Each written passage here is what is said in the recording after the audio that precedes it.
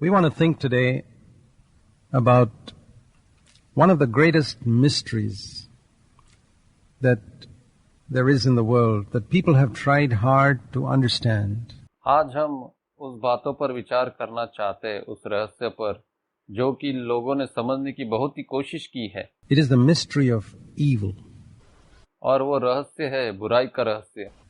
How did evil begin in a world that was created by a perfectly good God, full of wisdom? और इस संसार में बुराई की शुरुआत कैसे हुई, जबकि ये संसार एक पूरी तरह से बुद्धिमत्ता से भरे हुए परमेश्वर द्वारा रचा गया Why था. has God permitted evil to exist and to spread so much?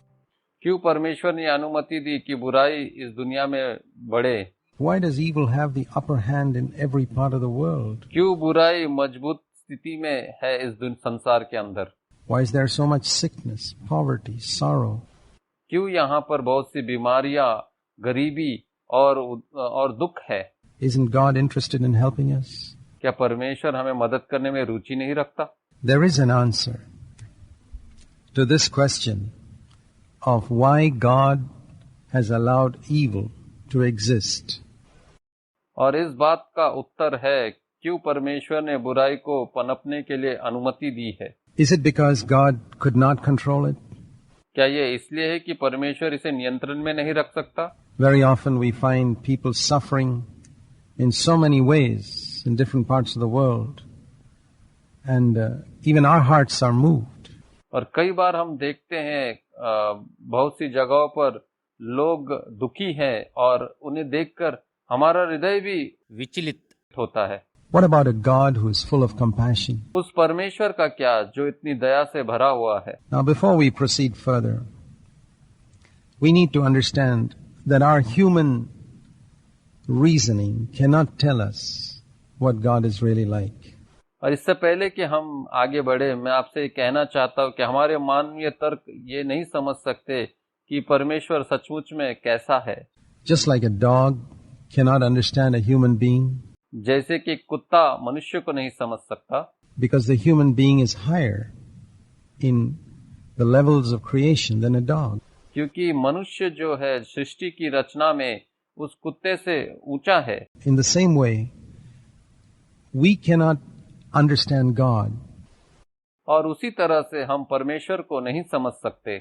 If a dog is to understand a human being, the human being must explain himself to that dog, teach that dog commands. और अगर एक कुत्ता मनुष्य को समझना चाहता है तो एक मनुष्य को अपने आप को उसे समझाना पड़ेगा और उसे आज्ञाएं सिखानी पड़ेगी. In the same way, if we use our mind to try and understand God, और इसी तरह से अगर हम अपने मस्तिष्क का उपयोग करें परमेश्वर को समझने में, it'll be as foolish as a dog trying to understand a human being. ये उतना ही बेवकूफी भरा होगा जैसे एक कुत्ता मनुष्य को समझना चाहता है. It's just not possible. और ये नामुमकिन है. We've got to allow God to reveal himself to us. और हमें ये चाहिए कि हम परमेश्वर को ये मौका दे कि वो अपने आप को हम पर प्रकट करे. And that's what we read in the Bible. और वही हम बाइबल में पढ़ते हैं. God has revealed himself to us in the Bible. परमेश्वर ने अपने आप को हम पर प्रकट किया है, बाइबल ये हमें बताती है. And in the Bible we read of a God who is interested in a personal relationship with every single human being on the face of the earth. और बाइबल ये भी हमें बताती है कि परमेश्वर इसमें रुचि रखता है ताकि वो एक निजी संबंध हर एक व्यक्ति के साथ बना सके जिसे उसने बनाया है. He is intensely, deeply interested in every single thing in our life. और वो गहराई से इसमें रुचि रखता है कि वो एक निजी संबंध हर एक व्यक्ति के साथ रख सके. God is full of wisdom. परमेश्वर बुद्धिमत्ता से भरा हुआ है. He is almighty, all powerful. वो सर्वशक्तिमान है, सर्व सामर्थ्य है. He knows everything. He knows the future. वो भविष्य को जानता है. And he has total control of the whole universe, not only this earth, but the whole universe with its millions of stars. और उसके नियंत्रण में सारा ब्रह्मांड है और सारे सितारे, लाखों सितारे भी उसके नियंत्रण में हैं. He is infinitely pure. और वो पूरी तरह पवित्र है। We cannot understand his purity. और हम उसकी पवित्रता को नहीं समझ सकते। He's also infinitely loving. और वो असीम रूप से प्रेमी भी है, full of love, full of goodness. पूरी तरह से प्रेम से भरा हुआ और अच्छाई से भरा हुआ। And God's love is totally unselfish. और परमेश्वर का प्रेम निस्वार्थ है। Very often the love that we see on earth is selfish love. और बहुत सी बार जो प्रेम हम संसार में देखते हैं वो स्वार्थ से भरा हुआ है। But not God's love. His love is totally unselfish.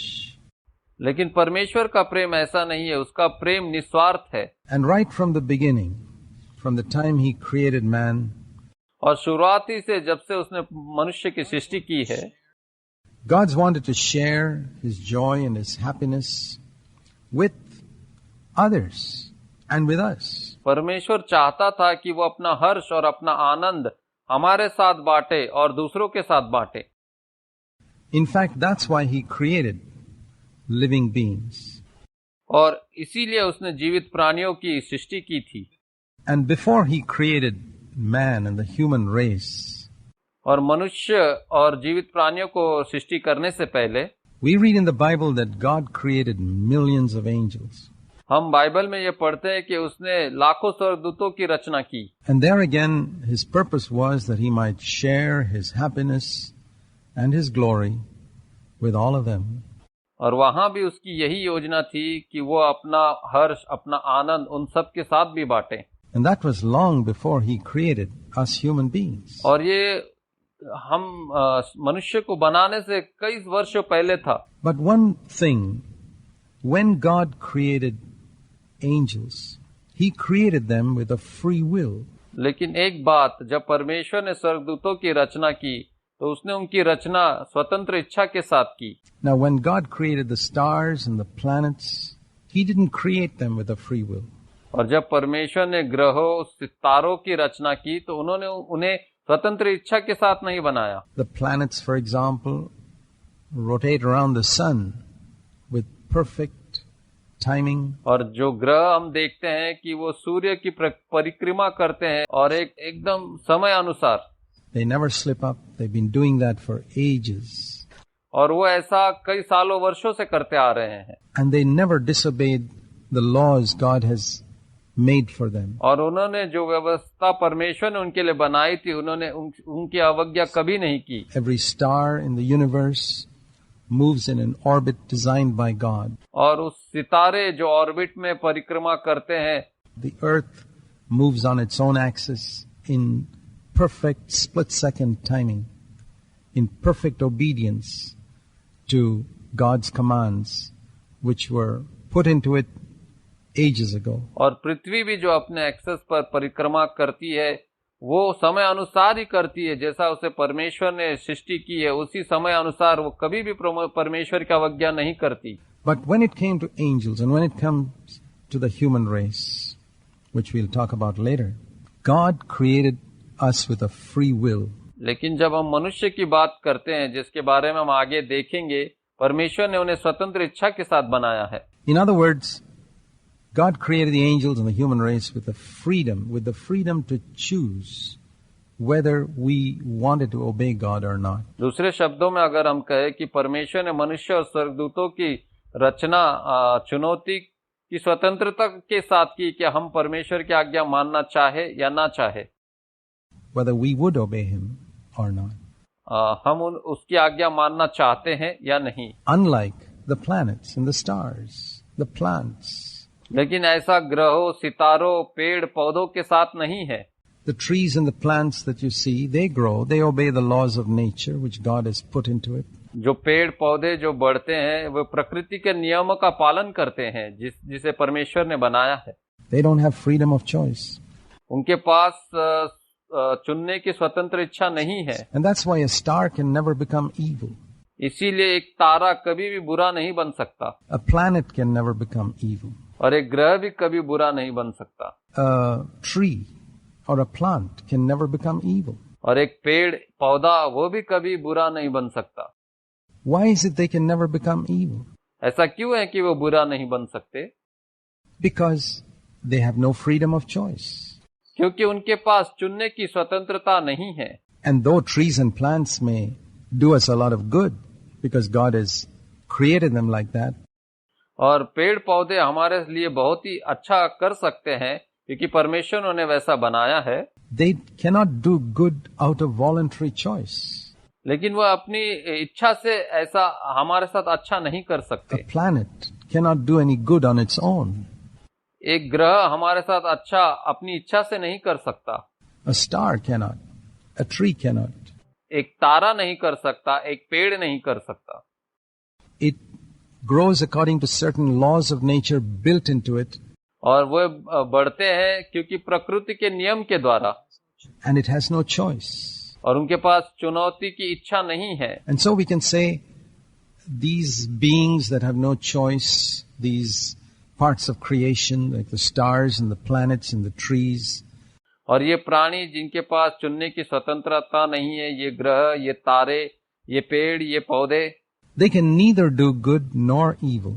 और वो ना तो अच्छा कर सकते हैं ना बुरा कर सकते हैं। They're like if you had a robot, a computerized robot in your home. सोचे आपके घर में एक रोबोट है जो प्रोग्राम या कंप्यूटराइज किया गया है।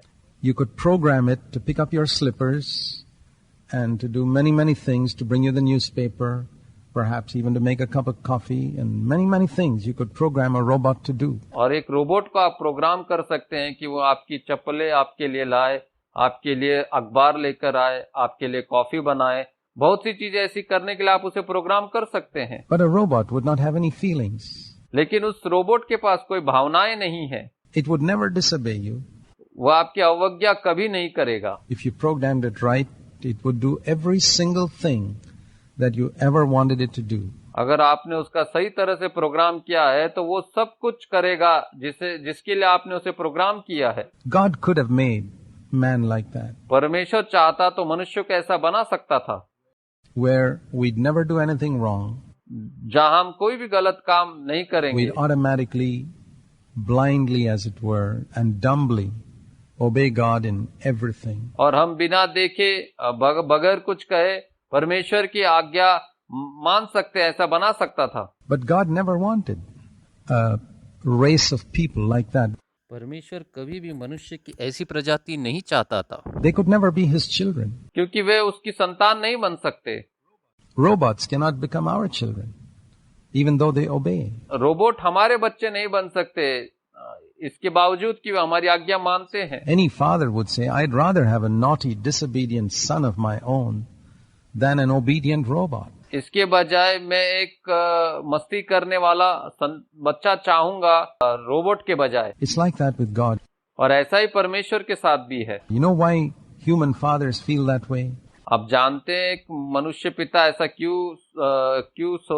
क्यों भावना करता है? You know why robots and machines bring no joy to a childless couple? आप जानते हैं कि एक रोबोट, एक मशीन, विवाहित जोड़े जिसके पास कोई संतान नहीं है, उनके लिए कोई आनंद नहीं ला सकता। Because we are made in the likeness of God. क्योंकि हम परमेश्वर के स्वरूप में बनाए गए हैं। We got something of God's nature in us. हमारे अंदर परमेश्वर के स्वरूप का कुछ है। And we long, married couples long to have children. और एक शादीशुदा जोड़े ये एक बच्चा चाहने की इच्छा रखते हैं। They're never happy with machines. वे एक मशीन से कभी भी खुश नहीं होते। They're never happy with obedient machines. और एक आज्ञा मानने वाली मशीन से भी वो खुश नहीं होते। They want children. उन्हें बच्चा चाहिए। And there we see the heart of God. और वहां पर हम परमेश्वर का हृदय देखते हैं। God's also interested in children. और परमेश्वर भी संतानों में रुचि रखता है। And children, when we think of children, children can turn out to be disobedient. और जब हम संतानों के बारे में विचार करें तो वो आज्ञा नहीं मानने वाले संतान हो सकते हैं। They can bring a lot of sorrow to our heart. वे हमारे हृदय को बहुत ही दुख पहुंचा सकते हैं। And there we understand why God created the angels and human beings with a free will, not like the way He created the stars and the planets. और वहां हम समझ सकते हैं कि क्यों परमेश्वर ने स्वर्गदूतों और मनुष्य को स्वतंत्र इच्छा के साथ बनाया, ना कि ग्रहों की तरह। See, that's the first thing that we need to understand. और ये पहली बात है जो हमें समझना चाहिए। The first essential for a person to be a moral being is free will. और पहली आवश्यकता एक मनुष्य को नैतिक प्राणी बनने के लिए यह है वो स्वतंत्र इच्छा। And if we don't have free will, we cannot become moral beings. और अगर हमारे पास स्वतंत्र इच्छा नहीं है तो हम एक नैतिक प्राणी नहीं बन सकते। And the second essential is a conscience. और दूसरी आवश्यकता विवेक है। Something that tells us within us what is right and what is wrong. वह चीज जो हमें बता सके कि सही क्या है और गलत क्या है। Now you see birds and animals. They also have a free will. और पक्षियों और जानवरों के पास भी स्वतंत्र इच्छा है। They are better than the trees and the stars. वो पेड़ और तारों से बेहतर है। In the sense that they can choose. क्योंकि वह चुन सकते हैं। The dog can choose to obey you or not to obey you. और एक कुत्ता चुन सकता है आपकी आज्ञा माने या ना माने। But they're still not moral beings. लेकिन वह नैतिक प्राणी नहीं है। They have no sense of morality. क्योंकि उनके पास नैतिकता का कोई इच्छा नहीं है। Or a bird or a lion, because it doesn't have a conscience. एक कुत्ता, एक पक्षी, एक शेर वह नैतिक प्राणी नहीं बन सकते क्योंकि उनके पास विवेक नहीं है। They don't have a conscience. क्योंकि उनके पास विवेक नहीं है। Though they have free will. इसके बावजूद कि उनके पास स्वतंत्र इच्छा है। So there are two things that we need. तो यहाँ पर दो बातें हैं जो हमें चाहिए। And that's what we see in ourselves. और वही बात हम हमारे अंदर देखते हैं। We have a free will and we have a conscience. हमारे पास स्वतंत्र इच्छा है और विवेक है। And that's why these birds and animals can never become sinful or holy. और इसीलिए ये जो जानवर और पक्षी है ये कभी भी पापी या पवित्र नहीं बन सकते। Because they don't have a conscience. क्योंकि उनके पास विवेक नहीं है। They cannot become children of God. वे परमेश्वर के संतान नहीं बन सकते। A dog cannot be a child of God because it doesn't have a conscience. एक कुत्ता परमेश्वर की संतान नहीं बन सकता क्योंकि उसके पास विवेक नहीं है। You can train a dog over a period of time and teach it that certain things it should not do and certain things it should do. हम एक कुत्ते का प्रशिक्षण कर सकते हैं और उसे सिखा सकते हैं कि कौन सी बातें करनी है और कौन सी बातें नहीं करनी है। But it's not because of an inbuilt conscience. It's because of external training. लेकिन वह बातें एक विवेक के द्वारा नहीं करेगा। वो बातें वो प्रशिक्षण के कारण करेगा। Something like training a computer. और इसी तरह ये ऐसा है कि जैसे कंप्यूटर को सिखाना। Teaching a computer through programming it to do certain things in a certain way. यह ऐसी तरह है कि कंप्यूटर को सिखाना और प्रोग्राम करना कि ऐसी कुछ बातें इस तरह करनी है, कुछ बातें ऐसे करनी है। That's the way we train dogs too. और इसी तरह हम कुत्ते का भी प्रशिक्षण करते हैं। But when it comes to the human race, we have a conscience. लेकिन जब मनुष्य की बात आती है तो उनके पास विवेक है। And before the human race was created, as I said, God made all the angels. और मनुष्य को सृष्टि करने से पहले परमेश्वर ने स्वर्गदूतों की सृष्टि की। And there were millions of them he created, and he created them with a free will. और उसने लाखों स्वर्गदूतों की सृष्टि की और उनको स्वतंत्र इच्छा के साथ बनाया। And among the angels was one who was the leader. और इन स्वर्गदूतों में एक था जो उनका अगुवा था।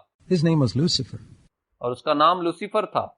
The Bible says in the book of Ezekiel in chapter 28 and verses 12 to 15. और बाइबल हमें बताती है एजिकल की पुस्तक उसका 28 अध्याय उसका 12 से लेकर 15 वचन तक that he was created perfect in wisdom and beauty and given a high position. और वो पूरी तरह से बुद्धिमत्ता में और उसकी खूबसूरती में और बहुत ही अच्छा बनाया गया था। Gradually he began to have thoughts in his mind and ambitions that were not good. और धीरे धीरे उसके अंदर वो महत्वाकांक्षा आने लगी और वो विचार आने लगे जो अच्छे नहीं थे। How did that happen? और ये कैसे हुआ? Because he had a free will. क्योंकि उसके पास स्वतंत्र इच्छा थी। And that's where evil first began in this universe. और वहीं पर बुराई की पहले शुरुआत हुई लूसीफर के अंदर। Not only were Lucifer's thoughts evil, they were proud thoughts. और यही नहीं कि लूसीफर के जो विचार थे वो बुरे थे, वो घमंड के विचार थे। Rebellious thoughts. वो बलवा के विचार थे। Thoughts of discontentment with the lot that God had appointed for him. वह विचार असंतुष्टि के विचार जिससे परमेश्वर ने उसे बनाया था। Up until then, the universe was perfectly pure. उस समय तक जो ब्रह्मांड था वो पूरी तरह पवित्र था। But now, evil had lifted up its head in the heart of a person God had created. लेकिन अब बुराई ने अपना सर उठा लिया था उस व्यक्ति के अंदर जिसकी परमेश्वर ने सृष्टि की थी। And that's how evil came into the world. और इसी तरह बुराई संसार में आई। And initially, this evil that was in the heart of Lucifer, the head of the angels, did not manifest itself externally in any way. और शुरुआत में ये बुराई जो लूसीफर के हृदय के अंदर थी, ये किसी तरह प्रकट नहीं हुई बाहरी रूप में। You see, evil always begins in the heart. और देखिए, जो बुराई है वो हमेशा हृदय में शुरू होती है। Even a murder is planned by a man in his heart. और हत्या भी मनुष्य अपने हृदय में ही उसकी योजना बनाता है। From the heart, it goes out into action. और पहले ये हृदय में उसकी योजना बनती है और फिर वो बाहरी रूप से प्रकट होती है। And that's how it was with Lucifer too. और इसी तरह ये लूसीफर के साथ था। But as soon as this thing came up in his heart, God could see it. और जैसे ही ये उसके हृदय में आया, परमेश्वर ये देख सकता था। God can see a person's heart. परमेश्वर एक व्यक्ति का हृदय देख सकता है। And God cast out Lucifer from his presence. और परमेश्वर ने लूसीफर को अपनी उपस्थिति से निकाल दिया। So there we learn something. God hates evil. और वहां हम कुछ सीखते हैं कि परमेश्वर बुराई से नफरत करता है। But when he created a moral being, he had to give that moral being a free will. लेकिन जब उसने एक नैतिक प्राणी की सृष्टि की तो उसे ये जरूरी था कि उस प्राणी को वो स्वतंत्र इच्छा दे। There, my friends, is the origin of evil. और यहाँ पर हम बुराई की शुरुआत को देखते हैं। Now we want to continue considering this because there's a solution God has made through Jesus Christ. और इसे हम कंटिन्यू करना चाहेंगे क्योंकि हम देखते हैं कि परमेश्वर ने इसका समाधान बनाया है। And we want to think about that in greater detail in our coming programs. और आने वाले दिनों में हम इस विषय पर बहुत ही गहराई से विचार करना चाहेंगे। But here, let's remember this today. लेकिन आज हम ये बातें याद रखें, Evil is not outside of God's control. कि बुराई परमेश्वर के नियंत्रण के बाहर नहीं है। It's something he knew was coming. वो जानता था कि आ रही है। And he permitted it. उसने उसे अनुमति दी। He accepted it. उसने उसे अपनाया। And he has provided a solution for it. और उसने उसका समाधान भी दिया है। That solution is in Jesus Christ. और वो समाधान प्रभु यीशु मसीह में है।